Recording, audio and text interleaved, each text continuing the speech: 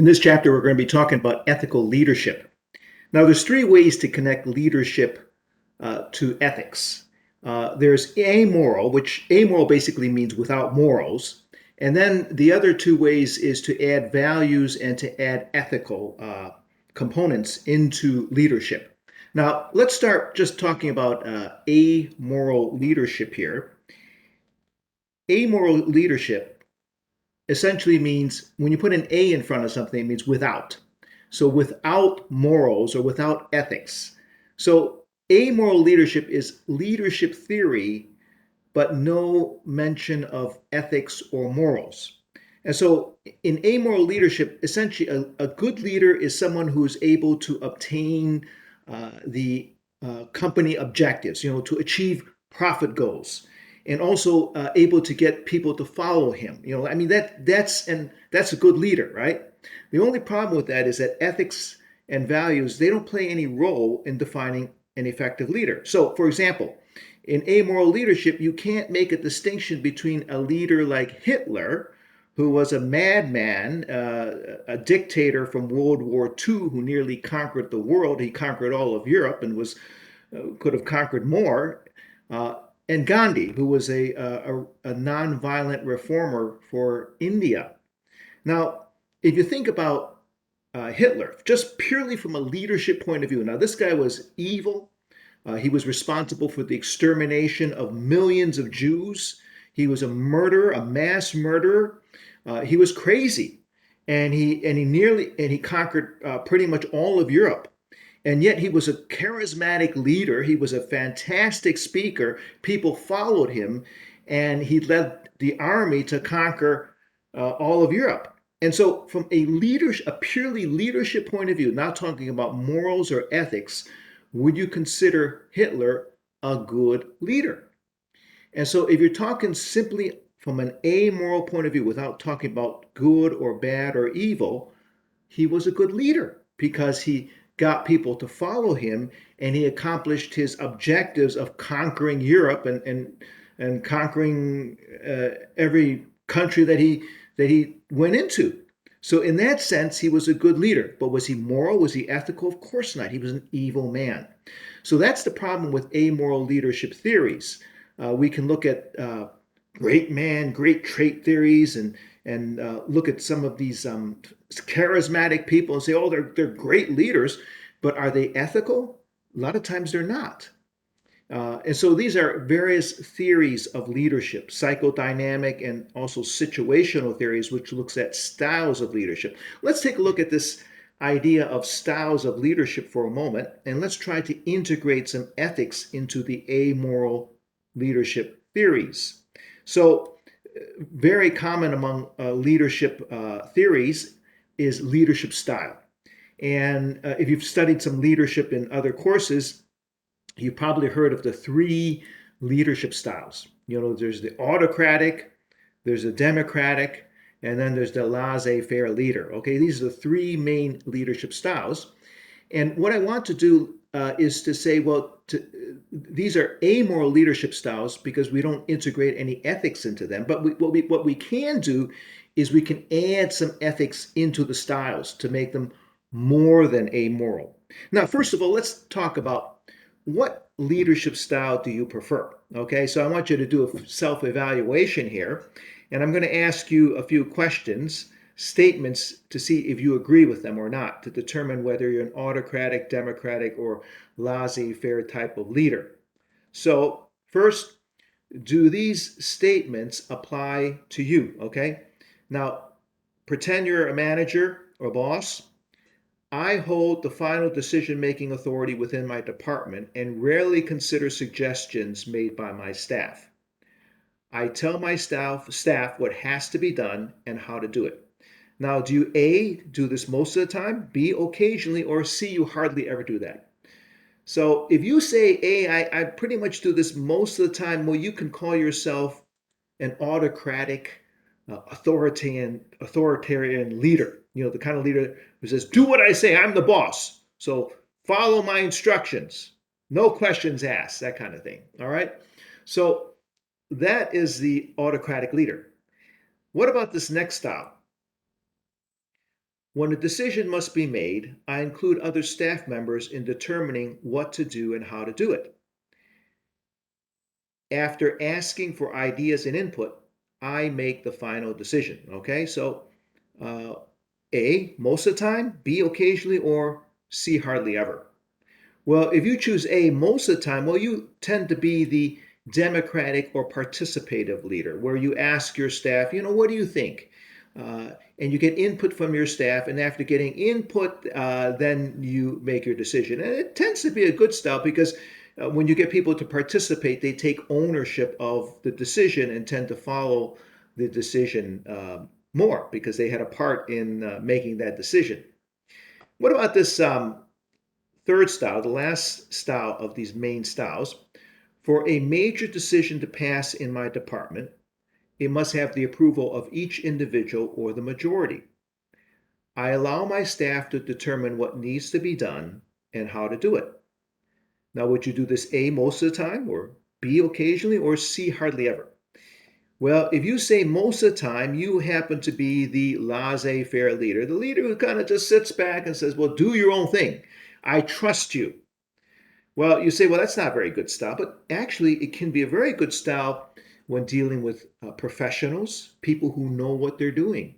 For example, here at Seneca College, my boss, the chair of my department, uses kind of a laissez-faire system in the sense that she doesn't tell me what to do or how to teach. She allows me to teach the way that I do, and that's a good style because we're all professionals and we all teach a different way. So when we're dealing with professionals and capable people, laissez-faire leadership can be very good. Now, so those are the three major styles. And we're not talking about ethics or morals in these type of styles. So that's what we call these amoral styles. But what we want to do is we want to integrate some ethical values. And so I have a plus ethical type of leadership that can be integrated into the three styles.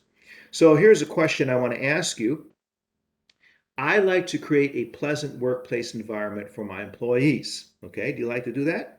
I like my employees to see me as friendly and approachable, showing concern for their status, needs, and well being. I encourage and reward them for doing the right thing. So, if you can do this most of the time, then you can be a supportive, caring, and ethical leader. Because an ethical leader is someone who is supportive to his staff. It gives you. I'm here to give you psychological, emotional support and encouragement to be a better employee and a better person, a better ethical person. So you want to encourage your people to do the right thing. And so this style is actually integrated into the three amoral styles to make them more ethical. So we're integrating ethics into the amoral styles. Now, going back to the three main amoral styles, we say that the right style depends on the situation. So, for example, a lot of people don't much care for the authoritarian autocratic style, but can you think of a situation when a strong authoritarian autocratic style is needed? Well, if you say the army, you're right. Because in the army, the leader has to say, this is an order, no questions asked, do what I say, right? The commanding officer doesn't just say, okay, guys, how many of you think we should storm that house to get the bad guy, right? No, let's take a vote here. No, in the army, you don't do participative leadership. You don't do, it's not a democracy here. It's you're the leader and you're the autocrat and say, storm the house and get the bad guy. Do it now because you need it done, right? And so in the army, in the police, firefighters, this autocratic authoritarian style is the right style. So that's something in amoral leadership. But again, amoral leadership doesn't ask important questions like what are the outcomes? Is it an ethical outcome, or do we use ethical tools? Um, and how can we distinguish a good leader from a bad leader, right? So again, we want to integrate a more ethical style to show that we care for our people and to encourage them to do the right thing. And so ethical support and moral values and vision. So we want to have integrate values and an ethical vision integrated into the leadership styles to create a moral, not an amoral leadership. And so, again, we have ethical support that we just talked about. And we also have what we call values based leadership. And in this leadership style, the leader seeks to emulate certain values, displays values and virtues such as honesty and trustworthiness. And he respects the followers' wants and needs. And again, this is basically values-based ethics. This is virtue ethics. Virtue ethics or character ethics. The leader displays good character, good virtues, and displays and encourages these values by asking his followers to follow what he does, and the followers trust the leader to achieve goals. So that's values-based leadership. That's also a way to integrate ethics into leadership. Another way is a fellow by the name of Gardner. He talks about how we can use vision. He says here, evil is caused by immoral leaders who exploit the evil in followers. That's essentially what Hitler did. He was immoral, he was evil, and he brought out the evil in people. But moral leaders want to release the best in human beings. We want to instill a sense of responsibility. We want to instill a sense of goodness in people. And so ethical leaders, they set a vision based on values and morals. Let's talk briefly just, the importance of vision in general. Give you some examples from business history. This is Apple's first computer, okay? And back then in the 70s, it was high tech. And the guy who built it was Steve Wozniak. He was a technological genius. He built Apple's first computer. But Steve Wozniak was not the guy who built Apple. It was Steve Jobs who had the vision to sell that computer to the masses. I still remember listening to Wozniak when Steve Jobs passed away about 10 years ago. And the reporter asked Wozniak, does Steve Jobs recognize your contribution to Apple? After all, you're the one who built the first Apple computer. And Wozniak was actually more of a technical genius than Jobs. And Wozniak said, well, yeah, I might have built that first Apple computer, but Apple would not be Apple without Steve Jobs, because he had the vision. Steve Jobs had the people skills to make Apple Apple. So it was the vision that really made Apple Apple. And Wozniak admitted that if it was just him, there would be no Apple. And I think about McDonald's, the McDonald's brothers. They were brothers who invented the fast food hamburger. Okay, and of course they invented the fast food system, which is the restaurant named after them is McDonald's, of course. But if you go to the McDonald's website today and you look up the McDonald's history and look up the founder, you won't find the McDonald's brothers as the founders. You would find the name Ray Kroc. He's the founder of McDonald's, because Ray Kroc is the one with the vision to sell billions and billions of burgers to the masses. And he actually bought out the McDonald brothers, and he became the founder of McDonald's. Ray Kroc was just a milkshake salesman who met the McDonald's brothers because he was trying to sell them a milkshake machine. But when he saw what they had, he saw the vision and he bought them out. Okay. Then, of course, we're familiar with the name Tim Hortons. He was actually a hockey player who started a donut shop in Hamilton, which is not far from Toronto.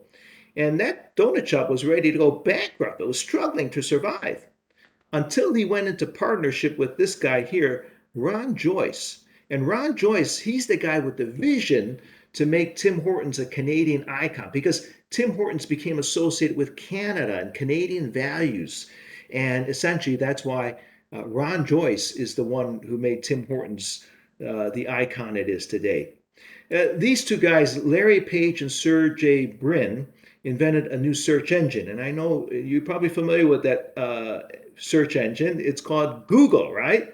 But it was Eric Schmidt who had a vision of what Google could become, because he was the one who figured out how to make money from a search engine. Okay, and he was the one who led Google as the CEO. Electric cars were once considered impractical, slow, limited in driving range, and too expensive and ugly, as you see here. But it was Elon Musk. He had the vision to make electric cars that were high performance, stylish, and cool, feasible, and ultimately low cost for the masses. And he said, electric cars need to be, compete with companies like BMW and the sports car companies. So he transformed Tesla into the most valuable car company in the world. So today, Tesla has surpassed Toyota in stock market value as the most valuable car company in the world because of the vision of Elon Musk. So we can see the importance of vision. It wasn't necessarily the product, but it was the leader with the vision that was the key to the growth of these companies. Now, in ethical leadership, what we want to do is we want to take that vision and we want to add to it values and morals, not just about what the company or the product can become, but we want to talk about what kind of ethical values will permeate the company and communicate these values to the world. An example is in 1902, this man here named George Draper Dayton. He had some principles in starting his store. He really believed in this idea of generosity, stewardship, become dependable, be fair business, generous, a spirit of giving. And he started off with upscale stores like the Dayton Hudson store. And he said, uh, business the business of business is serving society, not just making money. That's Dayton Hudson. In contrast, back then, you remember Milton Friedman, we talked about him earlier, who said the one and only social responsibility of business is to increase its profits. So a lot of businesses, they say, okay, profits is the number one goal here. But in ethical businesses, they say we're doing more than just making profit. So Dayton Hudson says we're here to serve society. And of course, his grandsons started Target. And Target is known as the discount store with style. And even today, they continue even though they're very successful, but they continue the ethical vision of the founder. Back during the Great Recession of 2008, despite sinking sales figures, the CEO, he continued the founder's long-standing practice of donating 5% of the company's earnings to charity because the founder, Dayton Hudson, believed that generosity was a key value to uphold. And so they continue to do that even today. So McGregor says this is transformational leadership. Leaders who mobilize followers to a higher level of morality. We're not here just to make money, but we're here uh, to promote ethical values such as the freedom of choice, equality of human rights, personal respect, and dignity. I think of Howard Schultz, the founder of Starbucks. Some say that he was the most ethical of all CEOs, who says that business at its best is not just about making profit. It's about achieving the fragile balance between the fiscal responsibility that we have to our shareholders and our constituencies, as well as our commitment to benevolence and to the people in the communities that we represent. So, in other words, we're not here just to make a profit. We're also here to serve the community. We're also here to give back to people, to show caring. And he believes that if you treat people like family, you will make them loyal and encourage them to give their all. When a company cares, it rubs off somehow on its customer, who will gladly return and keep on coming back for Starbucks coffee. So Starbucks is what you call an employee-focused company. Like Walmart is customer-focused. The customer is always right. But Howard Schultz believed that if you treat your employees ethically and like family, support them, then this will transfer on to the customer. So he modeled what he talked about. As a good leader, you don't just talk about ethics, you also have to model it. You have to show by example, lead by example. Uh, back in 1997, a tragedy happened in Washington, D.C., in one of the Starbucks stores. It says here the discovery yesterday of brutal slayings of three Starbucks coffee employees in Georgetown, which is a suburb of Washington, D.C., has shocked the Java chain at the highest ranks. Chief Executive Officer Howard Schultz immediately flew here to console his employees and the victims' families. So, Starbucks CEO Howard Schultz, what he did, he was in Seattle, Washington, which is on the west coast of the United States, and he flew all the way across the country to the east coast, to Washington, D.C. And his first thing he did was not to go to the corporate headquarters and to try to fix things at Starbucks headquarters, or to go to the media and talk to the media. The first number one thing he did was to go to the victims' families, the families of the three, and these were just ordinary Starbucks employees, clerks at the Starbucks store.